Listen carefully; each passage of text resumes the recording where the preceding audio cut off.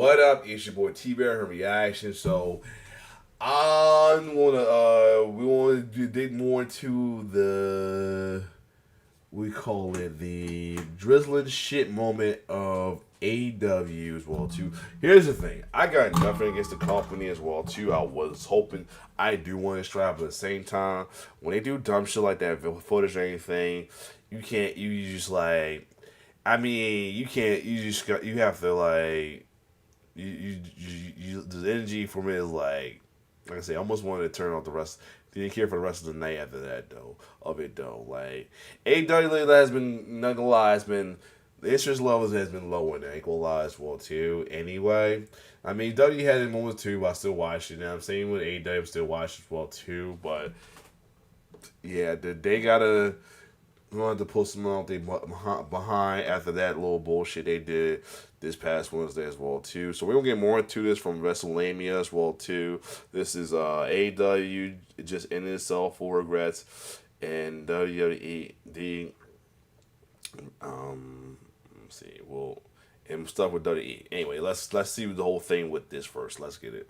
What is going on, guys? It is WrestleMania here, back with another video. Join us now as we look at the most controversial episode of AEW Dynamite, as well as the wildest news stories and rumors you need to know, including why AEW just ended itself, why this was not a good idea. Will Ospreay takes a shot at Triple H. Oh, yeah. AEW looks to have regret ever doing this. WWE's reaction backstage. Okay. A WWE star still not signed. WWE scaling back sets and much more. Be sure to subscribe and hit that notification bell. That I heard that was pretty cool as well too. I'm gonna do mainly the AEW stuff and the WWE reaction about it as well too. I'm gonna skim through the last part. You know what? I might have to just watch the whole thing. Anyway, let's go. For daily wrestling videos, and follow us on Facebook for exclusive lists. Also check out our new videos on WrestleMania XL. As always, we won't recap the show, but just look at the good, the bad, and oh boy, the downright ugly. As always, we start off with the good as number one, Swerve Strickland and Joe Heat. Oh, AEW is doing... I was expecting the the Undertaker beat, but okay. Well, let's look at the good. Many things wrong, but not for its build-up for Swerve Strickland versus Samoa Joe. Yeah, last night's brawl between Swerve and AEW World Champion turned up the heat in their already sizzling program. Yeah, this was a good build. I hope they pull the trigger on Swerve winning, man, for real, man. A lot of people say, adding anticipation saying that after that bullshit, if they only keep watching because see Swerve win, they don't win, it might be that might be start bowing out as well too, man. Dynasty. Number 2, Jericho Hook's storyline takes a twist. While Jim Ross wasn't around to say it, it looks like business is about to pick up on the ongoing storyline between Hook and Jericho. Hook may... I had a feeling that it's going to go down there, especially after the when Hook said, I trust you, but I know you. Yeah, I had a feeling it's going to start going down soon. Yeah, I think Jericho will have a heel turn as well, too. Unless it's only going to be Hook, though. But I'd rather be Jericho than Hook. Hook is way over the fans, though, man, so no. Crash on takeoff if things continue like they did this week when a mistake cost Jericho Hook and Shibata after Shibata missed his opponent and leveled the Ocho. Judging from the match's finish, Hook may opt to team with Shibata instead of Jericho, and this could even turn out to be a ploy by one or both wrestlers to embarrass Jericho. Number 3, Julia Hart, a beacon of hope. Julia Hart is a rare beam of light in AEW's otherwise bleak women's division. Hart's promos and ring work are entertaining, and she's must-see television, a rarity in both women's division and AEW itself. Although Julia Hart is too young to be leading AEW's women's division, she continues to show that it's only a matter of time before she does. And an exciting ride. Pentagon Zero versus Adam Copeland was an exciting ride that, dare we say, had AEW fans on the edge of their seats. While Penta's best I gotta give a shout out to Edge, Adam Copeland, though, getting these matches with some of the folks, some of the well-known AEW folks, and he put them on as well too. You know, he's regardless you win or lose, he's putting them on, man. I like it though, for sure. His tag team work, AEW has established him as a viable singles competitor. That blue suit from Penta was nice as well too. So this was a match where Penta was presented as a threat, even if fans knew AEW was unlikely to take the title off Copeland so soon. That was a good. What about the bad? Is number 1, the whisper bit has to go. What did Trent Beretta whisper to Chris Statlander backstage? Well, who cares? Once again, professional wrestling is found. Yeah, I got a feeling that Chris is going to turn heel, and it's a thing that there's rumors that Mercedes got attacked in the dark. They saying that possibly Chris Statlander. As long don't turn my Willow face, man. I mean, don't turn my Willow heel, please don't. keep her as a baby face, man. She's born to be a face. Don't turn her heel, please. Found a way to take a clever idea, creating suspense by showing a wrestler whispering into another wrestler's ear and run it into the ground by using it over and over again. Number 2, AEW's Brody King conundrum. Brody King is apparently ready to take Adam Copeland's TNT Championship. The problem is that while King has all the goods to be a top star, size, look, and in-ring ability, his continued portrayal as one of AEW's many big men jobbers makes it impossible to take him as a threat to Copeland. Number 3, another worthless show. Last night's show was an example of how AEW can take advantage of a hook. Here, AEW likely hoped it could attract lapsed fans and new fans with the promise of the CM Punk footage and get them in to check out the AEW product. Unfortunately, that was utter bullshit right there. That was some clown shit right there. I'm just gonna say it. That was clown shit they did right there. And I don't give a damn if it's some John B. Hill doing Hill shit. Sometimes keeping it. I say this before a second. Sometimes keeping it Hill can go wrong. I mean, MJF has some went too far with Hill tactics as well too. Almost got him folks questionable, but that bullshit right there beat out MJF's Hill tactics as well too to get heat. That was just keeping it Hill going wrong. I'm gonna say about that. Fortunately, the majority of last night's show was as disappointing as the Punk footage turned out to be. Last night's show was another forgettable edition of Dynamite, and even worse, AEW is so desperate to have you wonder if they booked Dustin Rhodes vs Samoa Joe to capitalize on Cody's recent big win at WrestleMania. That was the good and the bad. What about the downright ugly? It backfired badly. AEW did it. The promotion, which has been in a downward spiral for the last 18 months, finally achieved its version of the finger poke of doom by airing the footage of CM Punk's back. I was calling the finger poke of doom, Dave Arquette. What else? WCW 2000. Somebody said, Bash of the Beach 2000. Yeah. Backstage altercation with Jack Perry at last summer's All-In pay-per-view. Airing the footage seemed like a bad idea, but AEW found a way to make it even worse by trying to turn it into an angle to build up the Bucks vs FTR match at Dynasty. Having the Young Bucks insinuate FTR was behind the Punk Perry incident as a ploy to gain an edge over them at All In was absolutely asinine. Actually, this move was worse than the finger poke of doom and seems more like a combination of that and the dreadful decisions that led to David Arquette and Vince Russo becoming WCW champion. After this, it's clear that WWE is in a new era while AEW is in a WCW era. What did you guys think of AEW Dynamite last night? Let us know in the comments down below. Now let's move on to the news. Like I said, utter bullshit right there. So we got news here. We got we're talking more about AEW as well too. So yeah, let's keep going.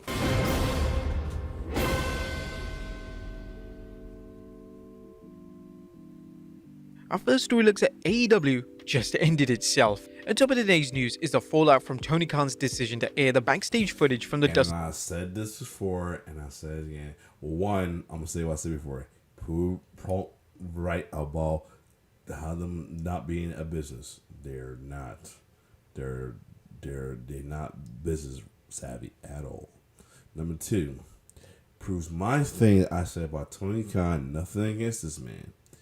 He is pretty much a wrestling fan or a wrestling mark who got lucky, who father bought him a wrestling company. That is all. He has no history. He has no background in wrestling. He just a fan from the outside looking in, owning it because he has money. He's not like what the folks in WWE are, folks who've been in the business. Or even Impact Wrestling, TNA Wrestling, folks who've been in the business.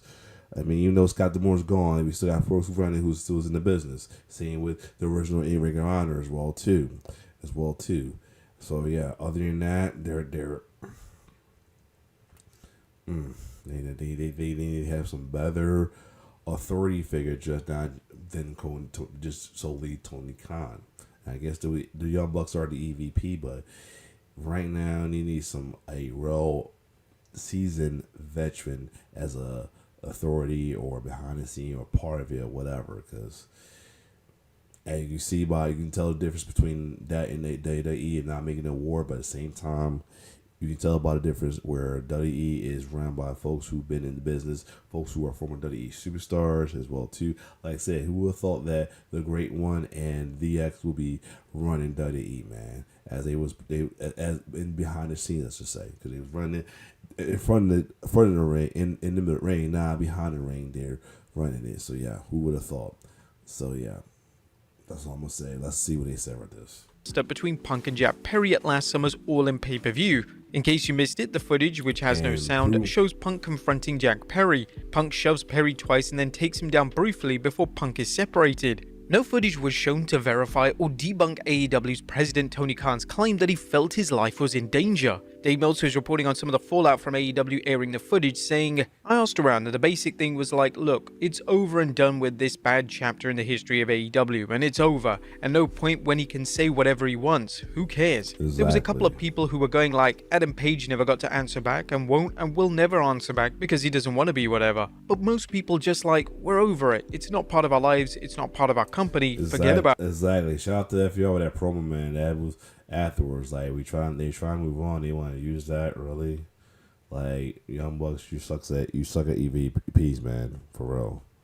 I mean, and the other thing, I said this before, and this pretty much, they're too indie minded. This is some shit that any wrestlers would do. Like, you're in a bigger stage now, man. Act like it. For real. Do better, AEW. Do better. They discussed what they heard from people in AEW. Now here, as soon as Tony Khan did that, then I started to hear from people, and it was like people who were just really frustrated, going like, now it's back, you know, the whole thing is back, and there's this thing that have happened. People have been made to look bad now, and they can't answer back. And because you don't want to, you know, it opened up a wound that needed to be closed. Exactly. They need to move past this. This doesn't do AEW any good. And I mean, if I'm Punk, I'm laughing about it. Honestly, I'm laughing about it. And he did too. If you saw his tweet with the George Bush video. The George Bush pitch. Let me see if I find it as well too. I sent it to one of my friends on Facebook. Hold up. Where is it at? I said it was from Punk. Where is it at? Yo, hold up. Not that one. It was Zach Morris and AC Slater, as they saying, as Roman and Cody Mayweather. Yep. It said George Bush said mission accomplished. You can see it right here, yo. It's on his Instagram. If you want to see it, check out his Instagram, yo. They pretty much mission accomplished. They proved Punk's everything what Punk said correct, whether it's the incident or about them business wise.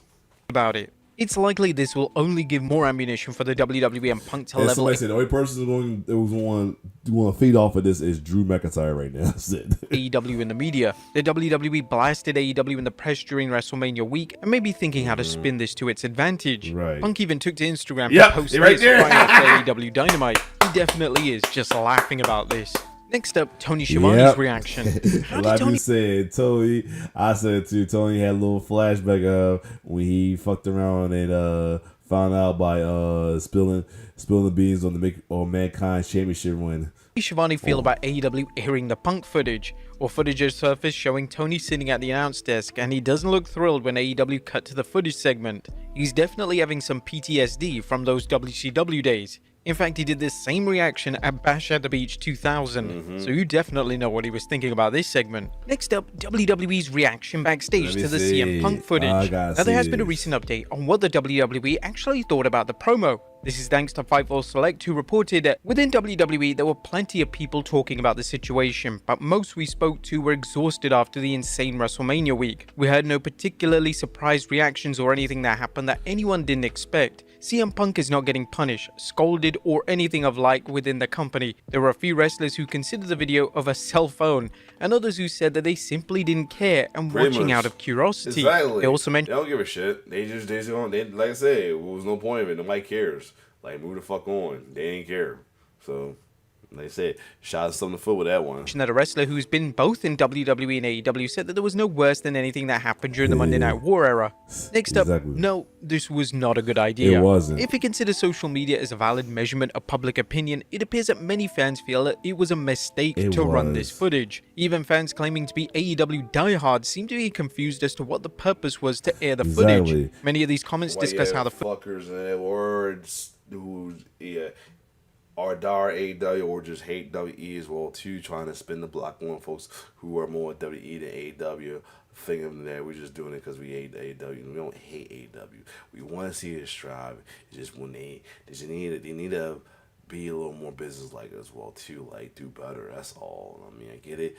It's not. It's been there for like not as long, but at the same time, it's been there long enough to get their shit together. I mean, they got ways it goes, and it look like got more ways to go going forward though, for real.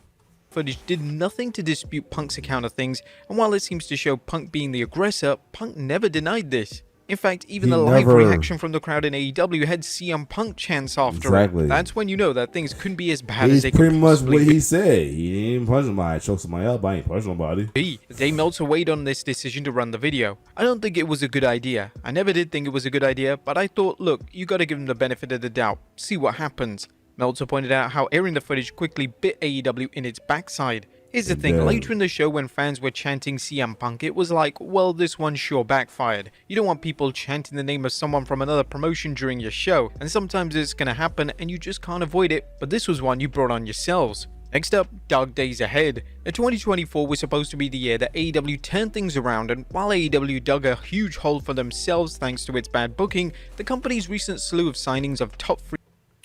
I was gonna say, if we got his dark times, put the belt on Swerve.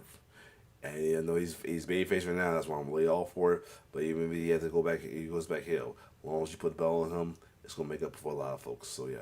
Free agents like Will Ospreay, Okada, and Mercedes Moné suggested some hope. However, this footage flop just erased any goodwill AEW had with its fans and its locker room. AEW has dug a hole for itself it may not be able to escape from. Considering just how badly this has already turned out, one has to wonder if anything can be done to save AEW, and at one point, Shad Khan takes the keys away from Tony Khan. Next up, Will Ospreay takes a shot at Triple H. This was also not, I mean, I gotta love Will Ospreay, but that wasn't necessary at all, man.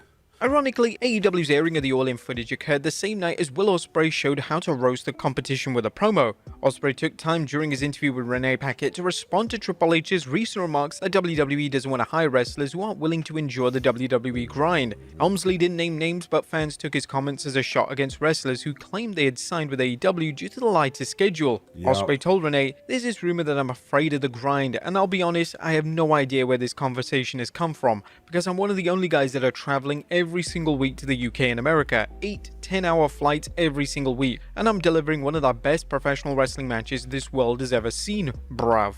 But he wasn't through though, and unloaded with some haymakers. And normally I wouldn't rise to this type of bait, but seeing as the guy that said it is only in the position he is in because he was grinding on the boss's daughter, you're in no position to tell me what the grind is all about, my friend, because you have no... Yeah, that comment could have kept that comment to himself though, but he had to make it fire for the promo, I guess, but still, nothing is can cut that fire and stuff. Like, I get it, the schedule lighter and anything, but at the same time, you have to come. I mean, I get it. He felt disrespect, so he felt like he had to go disrespect back, but it wasn't necessary.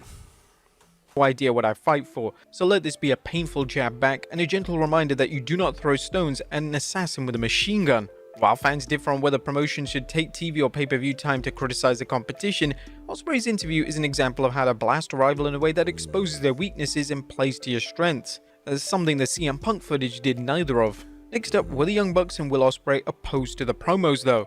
A new report suggests that the Bucks and Will Ospreay didn't come up with the idea for the respective promos against Punk and WWE, or rather Triple H. PW Torch's Wade Keller is reporting, regarding the Bucks, "I've been checking with people in AEW and I've been told that this was not something that the Bucks were in favor of doing. It wasn't their idea, it was Tony Khan's idea that he wanted this out there." As for Ospreay, Keller commented, "I'm also told that this was an idea presented to Ospreay. I don't know about Ospreay's enthusiasm for it or against it, but it wasn't something he did on his own. He didn't wing it, it was something that hours before the interview took place was proposed to him." That's what I'm hearing from AEW. While Keller's story hasn't been confirmed, it's not a good sign for AEW if it turns out to be true. Next up, AEW looks to have regret this decision. Now it seems that AEW is making copyright infringement claims against anyone who airs the footage, including the MMA Hours, Ariel Helwani, who tweeted... Well, then again, like I said, they've probably been doing, I got a feeling they've been doing copyright strikes there anyway. That's probably why BWJ's video's been had to redo his channel playing times because of them as well too earlier, along with them, the Akashi or Ahashi, whatever, the ones that run the New Japan and All Japan videos as well too, as well. So that's probably part of the reason. But other than that, that's part of the reason probably why he had he's up to his like fourth channel, I'm guessing, because of them possibly. Could be wrong, but they're like part of the not blaming, but with the copyright system as well too. Yeah. Not very nice. Some lawyer out of Jacksonville got my account locked momentarily and DMCA'd the video I posted, which contained CCTV and interview footage from my show. Just felt like the CCTV needed some narration, you know? Anyway, here's Punk's seemingly very accurate PvP. Not only that, but they even cut the video out in their own video on YouTube. Yeah. A video that has more dislikes than likes. Oh! Except the WWE Hold stars up! still How is people are seeing a dislike more? How folks ever just see dislike? I thought it's not showing anymore. Let me know how you're doing that. Here we go. Not signed, as Drew McIntyre signed a new deal with WWE. Well, not according to Fightful Select, which reports there are plans for McIntyre in the company and they plan on retaining him. It's believed that McIntyre is confident he can succeed wherever he works, but even though his contract is ending soon, they don't seem to think that McIntyre will leave. And finally, WWE scaling back sets. Last but not least, is the WWE changing up its sets for live events like Raw and SmackDown. That's a report coming from PWInsider.com saying, the SmackDown and Raw setup seen over WrestleMania weekend will be the norm going forward as a way to roll back certain aspects of production in favor of packing more fans into the arenas. Even MSG will feature the smaller production setup for the 28th June SmackDown taping. There may be exceptions to this, but this will be one of the changes as part of the Endeavor era. The WWE has been selling out many of its recent Raw and SmackDown shows, so it's no surprise that Endeavor will want to maximize ticket sales, even if it means adjusting the show sets. But there you have it, folks. Yeah, there you have it, though. This was cool. I mean, good video right here as well, too. Yeah, like I said, AEW had to do something Saturday or Wednesday to bounce back from this as well, too. And they don't want to go fully downhill, like I said, let Swerve get tied of that dynasty as well. But other than that, AEW, I gotta do better, man. That's all I'm saying. We want to see you try, but at the same time, enough with the antics like that as well too. We get both come to do back and forth, but I'd say it's for wrestling, but stuff like that, it was in poor taste. Other than that, if you like my reaction, like, sure, subscribe to the channel. And don't say we saying it because we let WWE get away. No, we didn't. When WWE did some dumb shit or some fuck shit, the fans let them have it as well too, especially when it comes to Vince. So don't try it. Other than that, it's your boy T-Bear signing off. One love.